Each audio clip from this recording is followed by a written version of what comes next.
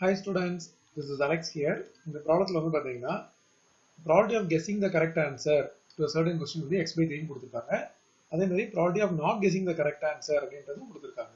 இப்போ x ஓட value என்னன்னு கண்டுபிடிக்கணும். ஸோ முதல்ல நம்ம e அப்படின்றத ஒரு ஈவெண்ட் எடுக்க போறோம். அந்த e அப்படின்ற ஈவெண்ட் வந்து guessing the correct answer.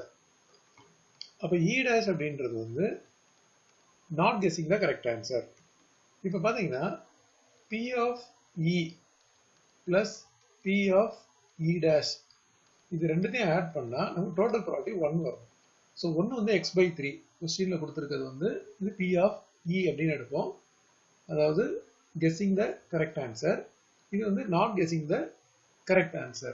So x by 3 அதுக்கப்புறம் x by 5 இது இங்கே சப்ஸ்டிடியூஷன் பண்ண போகிறோம். x by 3 plus x by 5 equal to 1.